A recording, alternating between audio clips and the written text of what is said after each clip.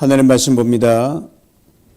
신약성경 사도행전 23장 31절에서 35절까지 봅니다. 사도행전 23장 31절에서 35절 제가 읽어드립니다. 보병이 명을 받은 대로 밤에 바울을 데리고 안디바들에 이르러 이튿날 기병으로 바울을 호송하게 하고 영내로 돌아가니라.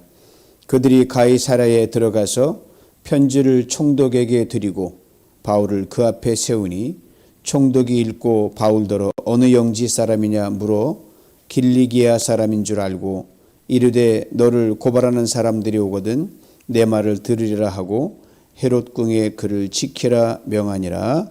아멘. 사도 바울의 일생을 이렇게 한번 조명해 보면 바울은 참으로 기가 막힌 인생을 살았던 사람입니다. 그의 과거도 그렇고 그 당시 현재도 그렇고 그다음에 갈 길 몰라 어딜 갈지 모르는 그의 미래의 그 시간에도 그렇습니다. 그래서 바울의 일생을 보면서 어거스틴의 다음의 말이 떠오릅니다. 우리의 과거는 하나님의 긍휼 없이는 안 되었었다. 바울이 포학자로 예수 그리스도 믿는 사람을 핍박하러 다닐 때 하나님의 긍휼하심을 입었거든요. 그리고 또 현재는 하나님의 사랑이 없으면 견딜 수 없다. 바울이 바로 그랬습니다. 순간순간 하나님이 은혜를 주시지 않으면 넘길 수 없는 그런 시간들이 많았습니다. 그의 고백대로 여러 번 강의 위험을 겪고 40에 하나 감한 금해를 5번이나 맞고 그 다음에 사람의 위협과 강도의 위협과 짐승의 위협과 그리고 굶주리고 그 다음에 춥고 떨어져라. 이게 바울의 그 전도자로서의 그 여행의 그 실상황이었거든요. 하나님의 사랑 없으면 견딜 수 없었습니다. 또 하나는 열리지 않은 미래, 가보지 않은 미래 어떻게 하느냐. 그 상황에서 이걸로 끝이다라고 바울은 늘 생각했는데 어거스틴의 고백대로 하나님 미래는 하나님의 기이한 섭리의 손길에 맡기라. 바울의 순정한 맡김으로 그 인생의 끝이 아니라 하나님의 새로운 시작을 여는 기이한 인생을 살았던 것이 바로 바울의 인생이었습니다. 오늘의 설교 제목처럼 인간의 끝, 바울의 끝에서 하나님의 기이한 시작을 여시는 우리 하나님이십니다. 오늘 본문에 이제 바울이 3차 여행을 마치고 다시 이제 하나님의 손길 기이하게 그 다음 여정을 가는데 아신 대로 바울이 3차에 걸친 전도 여행이 예루살렘에서 그 막을 내리거든요. 당시 예루살렘에 도착한 바울의 상황을 보면 바울이 말한 대로 죽음이 그를 기다리고 있었기에 어떤 죽음인지 몰랐지만 겪어보니 너무너무 황당하고 너무너무 위험한 거예요. 그대로 끝이 나야만 했습니다.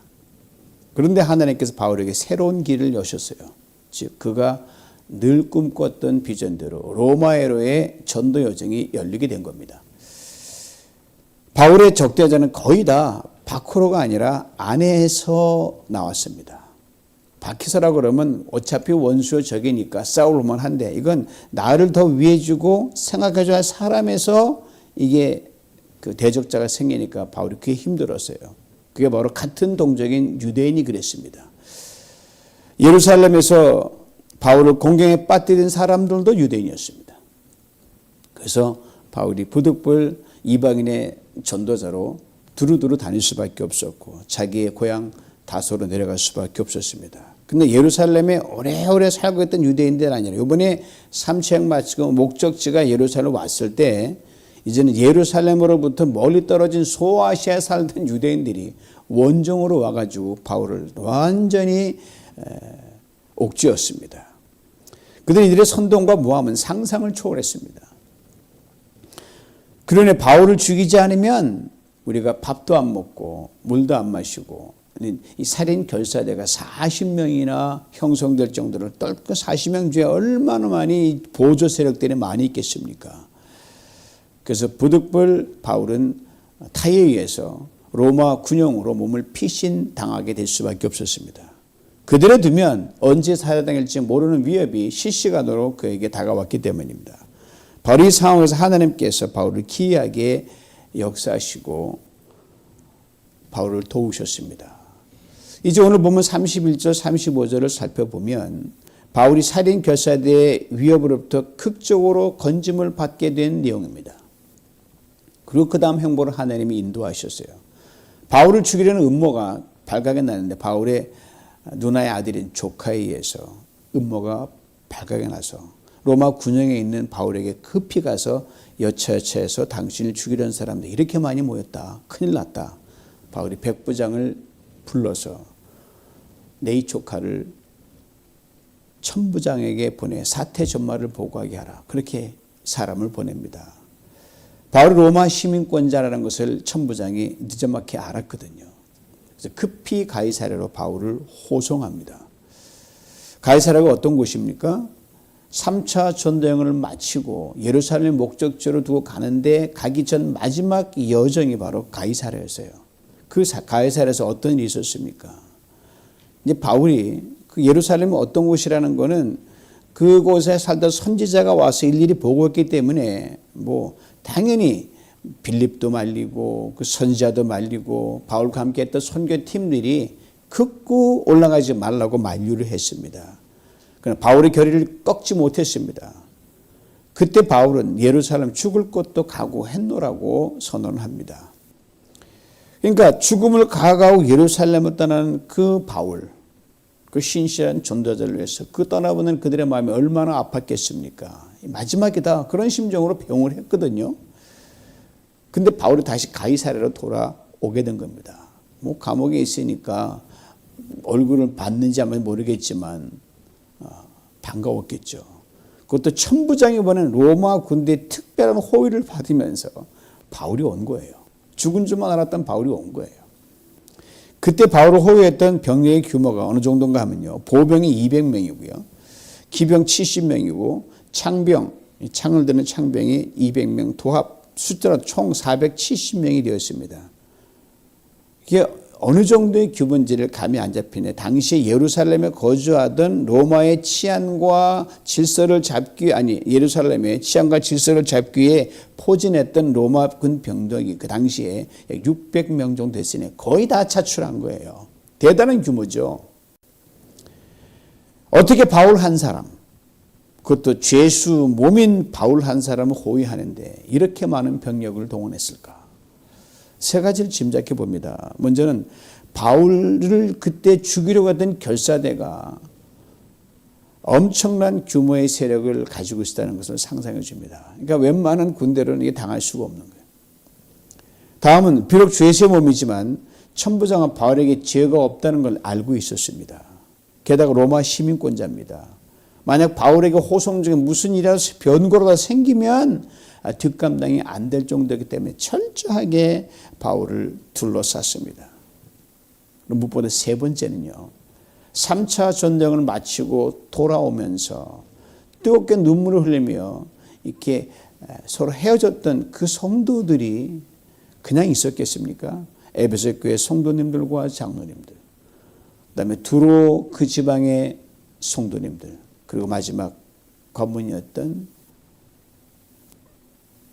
가이사랴의 그 성도들, 이들이 뜨겁게 간절히 기도해서 하나님 죽음을 불사하고 간 바울의 행보를 주님 지켜주시사 그 전도자의 그 일을 오래오래 하시고 생명을 지켜주고 얼마나 간절히 기도했겠습니까? 천부장은 몰랐죠. 다 몰랐죠. 어쨌든 정말 예루살렘에 나의 전도행이 끝나겠구나 그렇게 생각했던 바울에게 상상을 초월한 470명이나 되는 로마 군인들의 호의를 받으며 하나님께서 결코 다 헤아릴 수 없는 새로운 시작을 여셨습니다. 이것이 바로 여러분 인간의 끝에서 열리는 하나님의 시작입니다. 그리고 하나님이 끝이라고 하기 전에는요, 그 어떤 상황도 끝이라는 말을 함부로 해서는 안 됩니다. 근데 말입니다. 바울이 특단의 호송 작전을 주도했던 천부장, 바울을 정치적으로 이용했던 사람이라는 걸 문맥을 보면 금방 알 수 있습니다. 천부장이 가이사랴에 있는 벨리스 총독에게 보낸 편지가 바로 분명한 증거입니다. 내용을 보면 한 세 가지 굵직한 내용을 담고 있어요. 첫째가 뭐냐 하면 유대인들에게 맞아 죽게 된 바울이 시민권자이라서 내가 군사를 동원해 그를 건져냈다. 그럴듯하죠. 편지만 본 사람은 실상을 못 보니까 반은 맞고 반은 거짓입니다. 유대인들에게 맞아 죽게 된 것은 맞아요. 그때 천부장도 바울을 용문으로 무조건 때리고 봤거든요. 한패였었죠. 근데 부하 백부장이 바울에게 와서 이게 자기 상사죠. 이 바울 보통 사람 아닙니다. 로마 시민권자입니다. 그러자 크게 가슴 덜컥 내리는 그런 두려움과 염려로 그 막 치고 때리는 그 무리를 강제로 떼어내서 로마 군영에 갖다 강제로 거기다 바울을 보냈습니다. 둘째로 유대인이 왜 바울을 고발하는지 영문을 알고 싶어서 사내들은 공회를 소집했는데 가만히 보니까 이건 자기들 문제예요. 율법에 관한 문제들인데 이건 로마가 개입할 것이 아니라서 너희들이 알아서 해라. 뭐 이런 거 가지고 그러냐. 내가 보니 이 사람 큰 잘못한 것도 없는데 그랬거든요. 이 내용은 사실입니다. 그러면 직권으로 바울을 석방해야 되잖아요. 죄가 없으니까. 그러질 못했어요. 그냥 두면 혹시나 유대인 살인 결사대에서 언제 주도서도 모르게 살해당할 수 있기에 자기 보호 그 나라를 두려는 의도였던 것도 뭐 짐작이 됩니다. 그런데 가이사랴로 보내면서 엄청난 병력을 동원했어요. 이것이 바로 천부장이 고도의 다른 정치적 계산을 하고 있었다는 걸 말해줍니다. 내가 이렇게 치안관 지서를 잘 감당하고 우리 로마의 시민을 이렇게 보호하고 있습니다. 불이익당하지 않도록 총독 카카에게 보내니 현명한 처사를 기다립니다.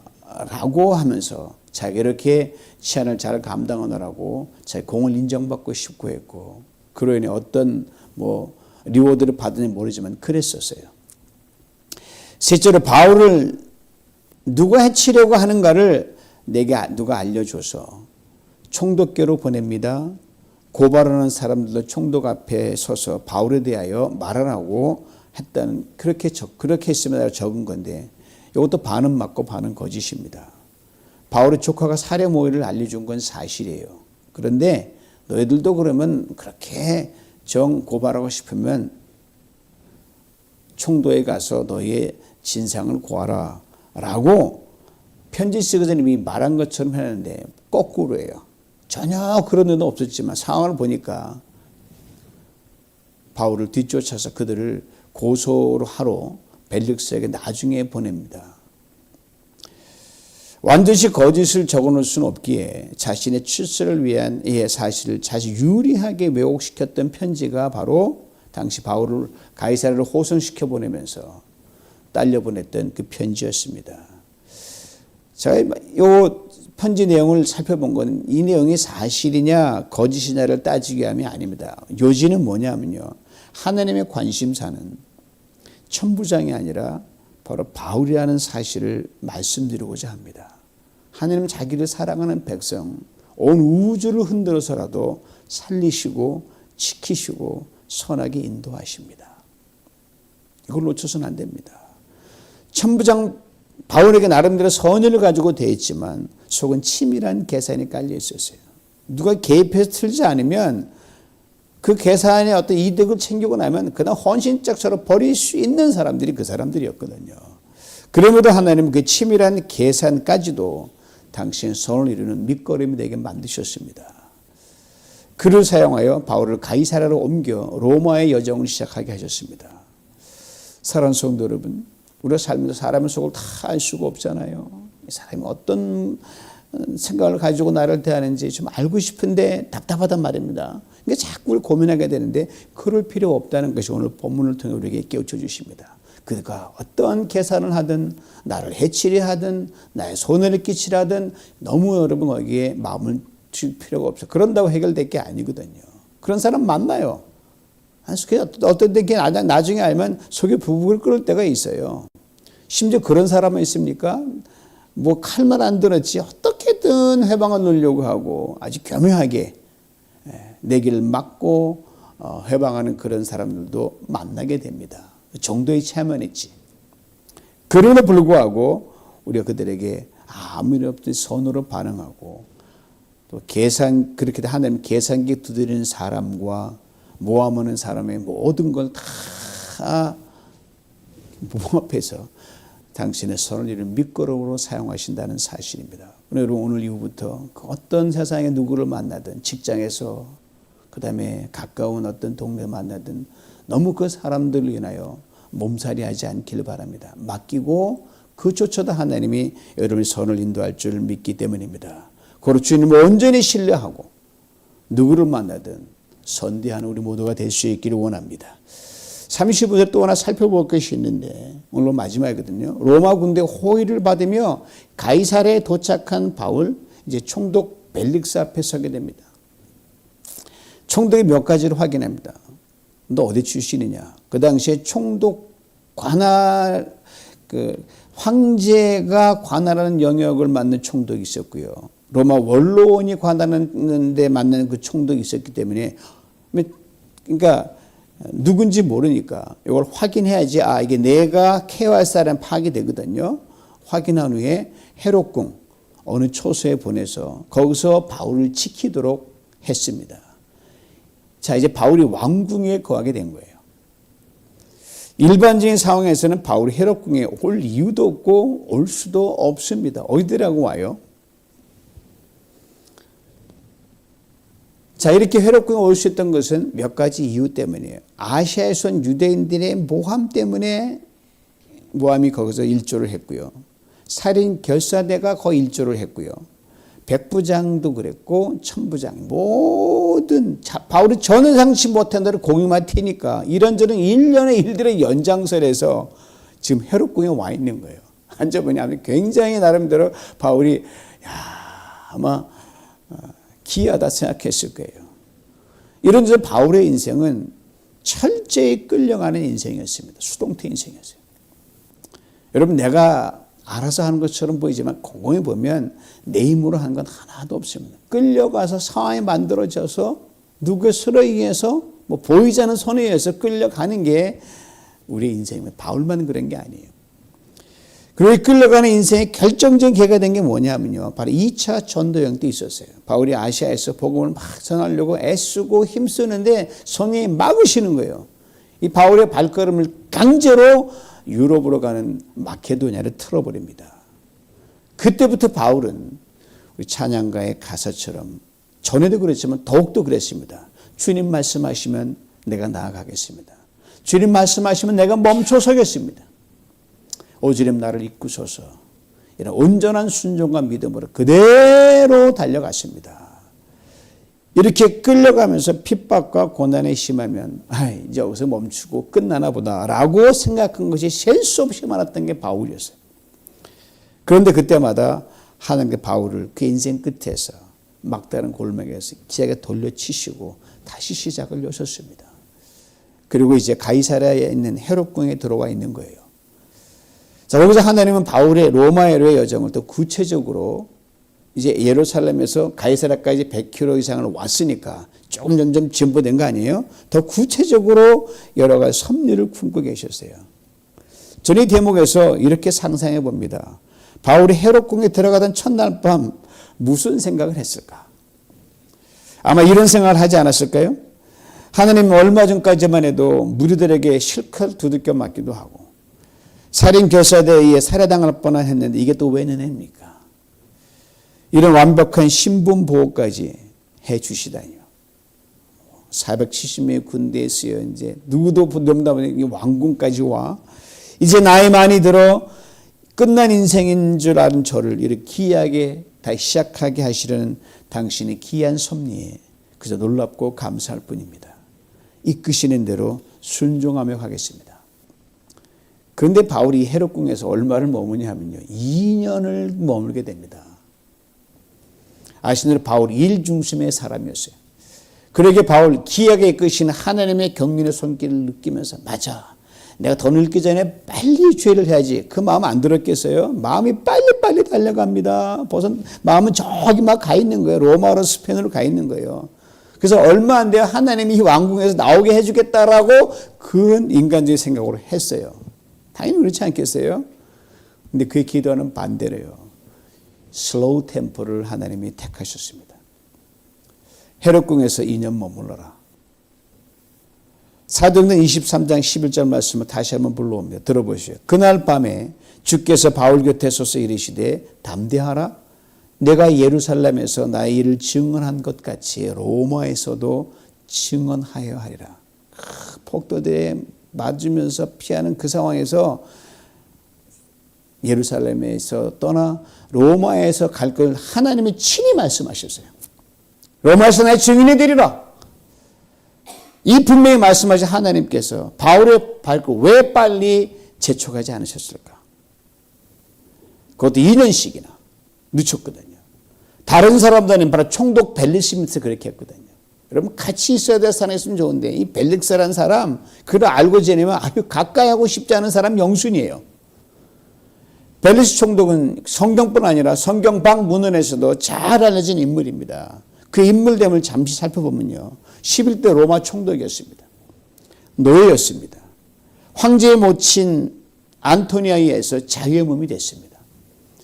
바울을 만나기 오래전부터 이미 부패할 대로 썩어 있었던 정치인이었습니다. 사람들의 평판이 아주 나빴습니다. 사생활 문란하기는 이루 말할 수 없었습니다. 그 안에 드루실라는 그와 결혼하기 위해 전 남편과 이혼까지 감행하는 부창 부수였습니다. 이런 명 다 쓰면 지면이 모자라요. 로마의 역사가 타키우스는 그 인물을 이렇게 압축해서 설명합니다. 벨릭스는 포악하고 음흉하며 노예 같은 성격을 가지고 국왕의 권세를 휘둘렀다. 왕도 아닌 것이 황제도 아닌 것이 막 휘둘른 거예요. 바로 이 벨릭스 때문에 헤롯궁에서 2년을 머물게 됩니다. 이 인간 때문에. 돈과 뇌물을 너무너무 좋아했던 그였기에 바울이 무슨 돈이 있어요? 같이 바울이 와가지고 야 너가 전한 복음 좀 듣고 싶다 그런지 하면서 잘 선대 준 거 참으면서 돈을 기대했던 거예요. 근데 보니 돈 나올 곳이 전혀 없으니까 괘씸죄로 제 생각엔 2년간 헤롯궁에 붙잡아 두었던 것으로 보입니다. 이 기간 동안 바울은 무엇을 했을까요?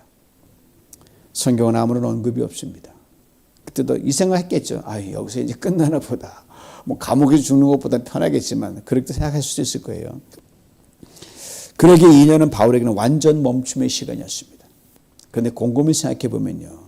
그 시간은 멈춤이 결코 아니었더란 말입니다. 바울에게 하나님의 은혜는 결코 멈추지 않았기 때문입니다. 그 어느 때보다도 은혜가 넘쳐났던 그 시간이고 그 장소였습니다. 두 가지를 생각해 볼 수 있어요. 먼저는 바울 자신에게 재충전과 쉼과 회복의 아주 기이한 시간이었어요. 여기까지 오면서 바울은 복음 전도를 살아오면서 오직 앞만 보고 전진 또 전진 앞으로만 계속 달려왔거든요. 이런 과정에서 바울이 육체적으로는 종합병원에 날 정도로 많이 약했습니다. 심신이 얼마나 피곤했겠어요. 그런데 쉴 겨를이 없는 거예요. 그러니까 오히려 그냥 상상하면 실컷 매맞고 두들겨 맞고 감옥에 갇힐 때 몸은 아프지만 그냥 그때가 오히려 아무 방해도 없으니까 쉼의 시간이었을 정도로 바울은 그렇게 쉴 시간이 없었어요.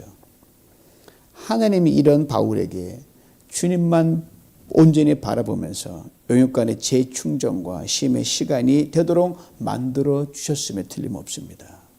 다음은 거대한 로마 에로의 복음 전도를 위한 준비 기간이었습니다. 그냥 막보러 달려갈 수 없잖아요. 보통 곳이 아니니까 더 많이 찬양했고요. 더 많이 기도했고 더 많이 주님과 친밀한 교제를 나눴습니다. 그 마지막 전도여행을 위한 멈춤의 시간이었습니다. 그리고 하나님은 은혜는 차고 넘치게 흘렀습니다. 분명 헤롯궁에서의 이 멈춤의 시간을 바울은 궁중 사람들과 복음의 접촉점을 갖는데 그 시간으로 기이하게 멋지게 사용했음에 두말할 필요 없습니다. 잊지 마시기 바랍니다. 멈춤은 곧 은혜입니다. 살다 보면 멈출 때 있잖아요. 병 때문에 멈추고 문제 때문에 멈추고 이런저런 어떤 이유 때문에 멈추는데 그러면 이렇게 멈춰서 끝나는 것이 아니라 그게 바로 은혜가 더 부어지는 시간이요. 그 이후로 또 시작을 여는 시간이므로 멈춤은 결코 멈춤이 아니라 은혜의 흐름입니다. 나가 인생을 살다 보면 만나고 싶지 않은 영순의 사람들을 만나게 돼요. 즉 벨릭스 같은 부류의 사람들이죠. 소위 말하는 나를 힘들게 하는 사람들은 피할 수 없어요. 어디 가나 만나게 됩니다. 벨릭스 바울이 2년간 헤롯궁에 가둬놓고요. 비열하고 저급한 그런 정도로 바울을 그렇게 대접을 했습니다. 근데 바울은 그를 선대했거든요. 사랑하는 성도 여러분, 이 바울의 하나님이 여러분과 제 하나님이 되십니다. 세월이 지나 흘렀지만 하나님은 어제나 오늘이나 영원토록 동일하시기 때문입니다. 이 하나님께서 우리 인생에서 때로는 이제 끝났다, 더 이상 가망성이 없다, 우리가 그렇게 힘든 애가 내뱉을 때에도 여러분 그 끝에서 하나님은 새로운 시작을 반드시 여십니다. 이 하나님께서 죽을 만큼 인생에 또 힘들 때가 있지 않겠어요? 상대적으로 내가 제일 힘든 것처럼 보일 때가 있죠. 이민자 살다 보면. 그때도 여러분 하나님만 바라보면 살만 나게 만드십니다.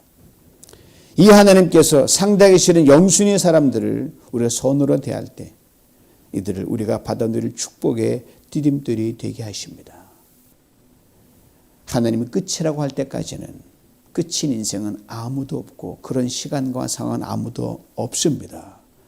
무엇보다도 하나님께서 이런저런 끝으로 우리를 몰아갈 때, 멈춤의 상황으로 몰아갈 때 그것을 당신이 기약의 역사하는 은혜의 시간입니다 라고 고백하며 나가는 우리 모두가 될 수 있기를 원합니다.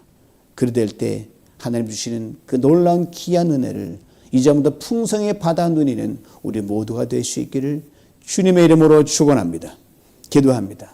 하나님 아버지 감사합니다. 바울의 인생 여정을 통해서 하나님이 우리 삶 가운데 어떻게 귀하게 역사하시는 것을 보게 하심을 참으로 감사합니다.